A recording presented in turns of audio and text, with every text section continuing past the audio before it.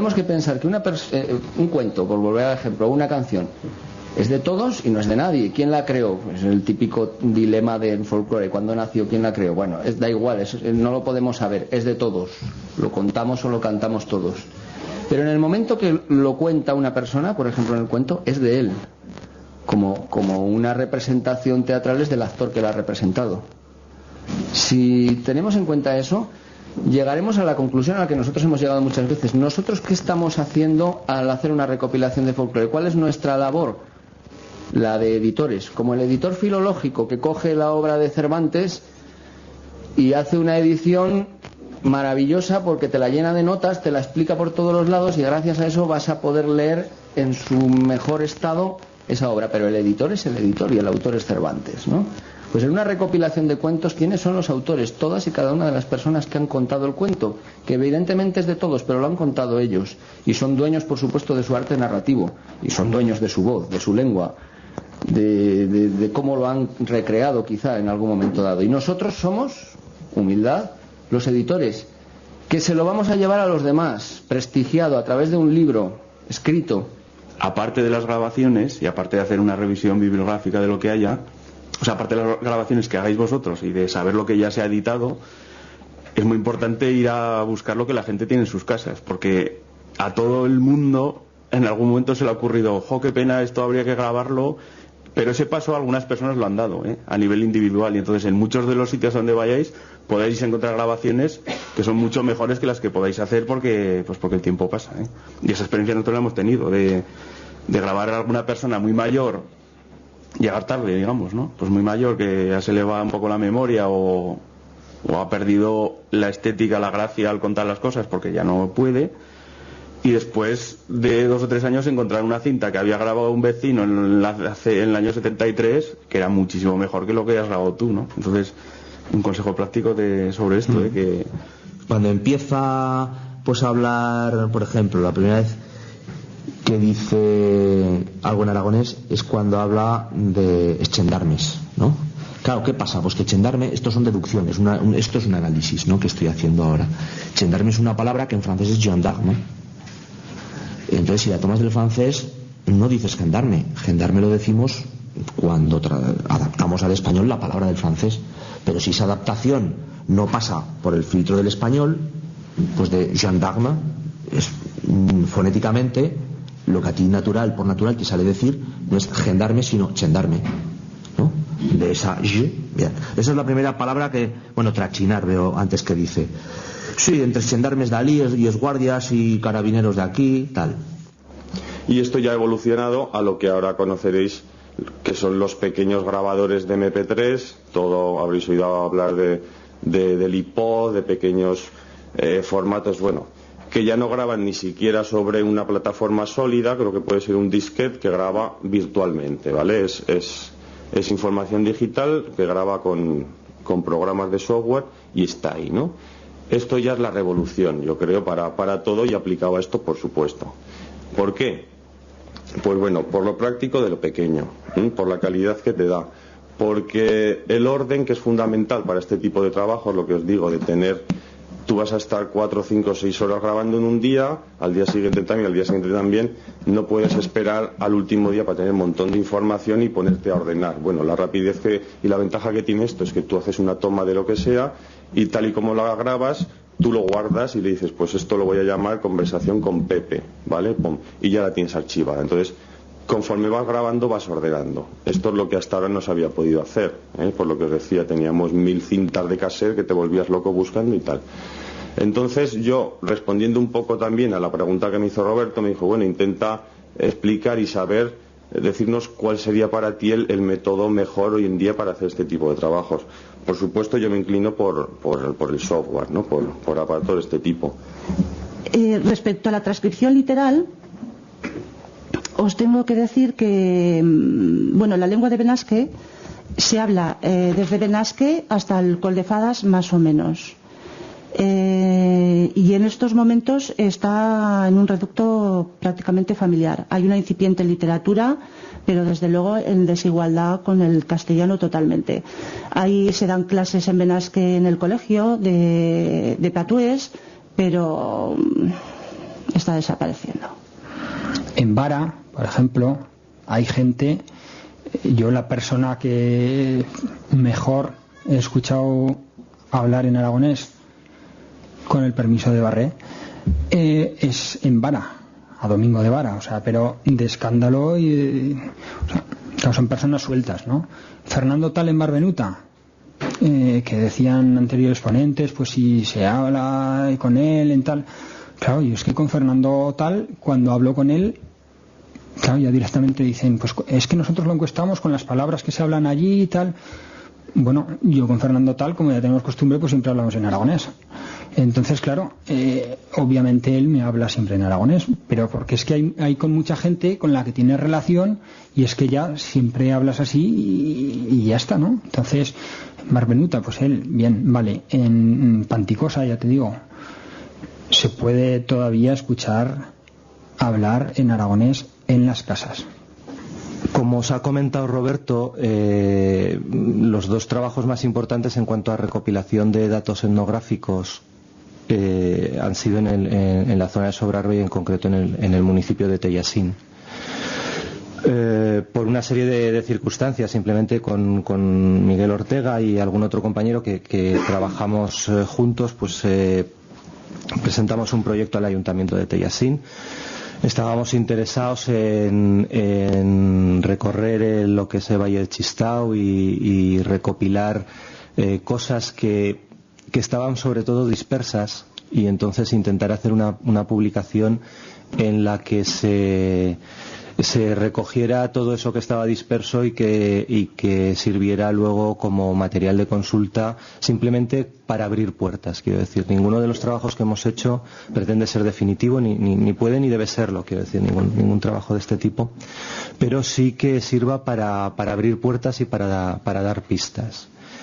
Muchas cámaras y fabricantes y demás regalan programillas y tienen en sus webs incluso para descargar programillas de estos muy simplificados, muy sencillos, pero que hacen esta función. E incluso ahora me parece, en Mac seguro y en Windows me parece que también ya viene algún programilla para catalogar fotos. En Mac es el iPhoto y en PC no sé, pero me suena que hay por ahí algo, es que no uso PCs. Entonces, si tenéis oportunidad, probarlos. Al principio da un poco de pereza porque estamos muy acostumbrados a coger la tarjeta o a hacerla directamente en una carpeta y me olvido y ya está. Lleva un curro también, lógicamente, porque hay que documentar las cámaras, o sea, las fotos. La cámara no sabe si esta foto está hecha en el ferry, en la playa o no sé dónde. Entonces esa información la tienes que poner tú. Pero todo ese tiempo que gastamos o invertimos, digamos, en catalogarlas, luego nos lo vamos a ahorrar en búsquedas y si realmente vais a trabajar con esas fotos, vais a ahorrar muchísimo tiempo. Por lo tanto, merece la pena invertir ese tiempo en una buena catalogación y ordenación. Está bien, en general los montañeses yo creo que en general sí que son bastante hospitalarios, pero es que es distinto si hablamos de lo que es la construcción de una identidad y eso, por ejemplo, estaría en vigencia, así hablamos de algo real, auténtico, que se puede dar más o menos y que ahora se está combinando con otras formas, otros modos de vida o otro tipo de valores que son más transculturales, no lo sé. Es que yo creo que es una cuestión muy compleja. El músico es una especie, todavía en una sociedad rural, una sociedad tradicional, es una especie de mago, ¿no? Es una especie de persona, claro, que es que si tú no estás no hay fiesta, o es que entonces te metes en un contexto ya por la puerta rápida, entras en el contexto en el que una colectividad, una comunidad está celebrando algo. Y no solamente en el Valle de Chistau, que es por demás, sino que se nos da la circunstancia muy a menudo que llegas a un sitio donde no conoces a casi nadie más que un contacto que has tenido por teléfono y al momento de estar tocando o haciendo una ronda te has metido en un contexto muy íntimo de esa comunidad, les estás haciendo la fiesta como ellos quieren y empiezan a salir un montón de historias, un montón de referencias a cosas, no solamente de música, sino de tradición oral y de todo tipo de cuestiones relacionadas con la cultura popular que tú vas almacenando aquí. O Consello, no sé si inventó, junto con el Instituto de Estudios Alto-Aragoneses, coordinó un traballo por un crucioso de replega. Se facieron grupos de traballos, se repartieron o facieron o partache de las zonas del Alto Aragón, y estiría también un material importante que caldrá transcribir de las diferentes zonas.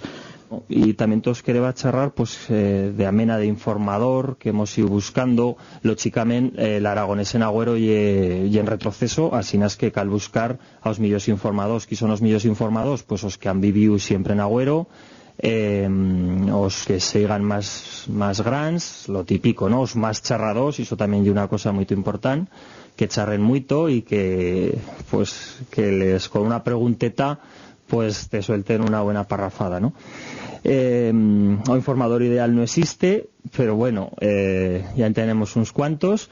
Y también cuántos informados, pues hombre, pues cuantos más mejor. O sea, empecipiemos, ya te os digo, por informados grandes, pero también tenemos informados más jóvenes, porque también nos interesa ver pues o grado de conservación del aragonés de Agüero en ser más joven, ¿no? La encuesta, que lo comentaba el otro día, no lleva fela. La encuesta para que el encuestador sepa lo que tiene que encuestar, que hay quien que dice encuesta, ¿no? Y coge el encuestador y lo empieza a hacer la tortura de la Inquisición, ¿no?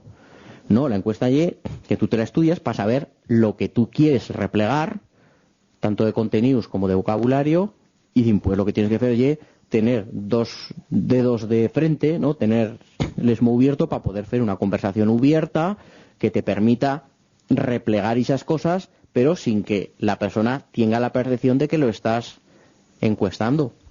¿Coneixes todos esos ámbitos de la vida de Isachen? Cuando tú aprendes dices ámbitos, aprendes una mica la mentalidad del montañés. Yo no la tendré nunca porque, bueno, els míos esquemas mentals son es que son, y llevo 5 años només viviendo en la montaña, pero sí que he aprendido a coneixerlos, a respetarlos, a compartirlos en Belamida.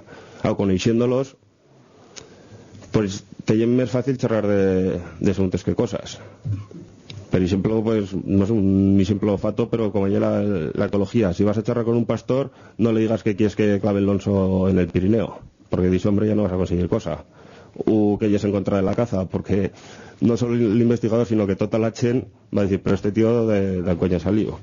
La lengua, el occitán, pensamos, hay 1 millón de personas que lo hablan. Hay 1 millón de personas que lo entienden. Pero el problema, el mundo que parlan l'occità, que causen de qui parlen l'occità. ¿Entiendes? Que causen. Per exemple, tu ne te connais pas, ne te parles pas, que te parles en français. Tu, que es un mi amic, que te parli en occità. Veia, que són relacions de tau, que hi ha la diglossia que parlam. La diglossia, per el francès, que hi ha entri de xmapà, de que hi ha co xmapà, aquella lengua minoritaria. Toda la familia ha emigrado y el primer idioma que he oído era el piemontés. Cuando entraba en la escuela no sabía hablar el francés. Más o menos sí que lo tenía porque vas en la calle, no estás siempre. Pero el francés no me salía como un idioma natural, ¿no? Y eso ha sido siempre para mí un punto de orgullo, porque en familia te decían, tú hablas muy bien el piemontés, cuando venían los primos, la familia, todo eso, mira, este sabe hablar, y los otros que sabían hablar occitano le decían, este es tonto, no sabe hablar, pero yo mismo he participado.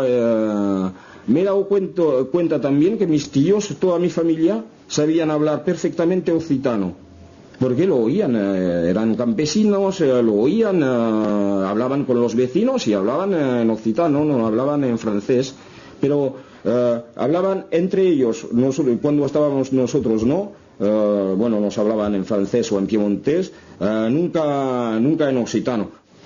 Pues los formatos comprimidos pueden ser en MPEG, que sería el equivalente al MP3 en audio, ¿vale? Y que puede reducir, pues por ejemplo, esos 10 minutos que eran 2 gigas los puede dejar en cuestión de 30 megas. Con lo cual, pues ya la compactación es bastante alta y nos permite pues poder meter sus 2 horas o 2 horas y pico en un DVD. El MPEG, lo que sí que es cierto es que hace pérdida de calidad de imagen. Aunque sea la misma resolución, a veces, sobre todo con lo que son degradados suaves, por ejemplo un cielo con un degradado suave, a veces se ven las líneas de pixelado en las imágenes que son suaves o las imágenes desenfocadas. Por ejemplo, un segundo plano que está desenfocado, a veces se ve el pixelado. En los planos nítidos se ven perfectos, porque el compresor MPEG lo que hace una compresión inteligente, es decir, aquellos objetos que sean destacables y nítidos los interpreta como que no hay que comprimirlos, mientras que lo que son fondos, es decir, imágenes desenfocadas, las comprime y por tanto pierde calidad. Y bueno, pues empezamos con pues las típicas grabaciones de cassette, y lo que pasa es que, claro, ya sabéis que eso no da mucha calidad. Y un día, pues bueno, dijimos, oye, ¿por qué no hacer un proyecto donde podamos recoger todo este material, pero de manera en formato audiovisual? No es lo mismo cuando tú estás leyendo un libro o viendo un diccionario que cuando estás viendo unas imágenes, ¿no? Lo que te transmite esa persona, que te habla con un gesto, que te hace cosas, eso no es igual verlo delante de un televisor que leerlo en un libro. Entonces, lo que hicimos fue un poco, pues eso, irnos metiendo, y bueno, pues en esos 5 años ha habido una evolución tanto en la técnica, de cómo empezábamos a grabar al principio a cómo estamos grabando ahora, como en la concepción.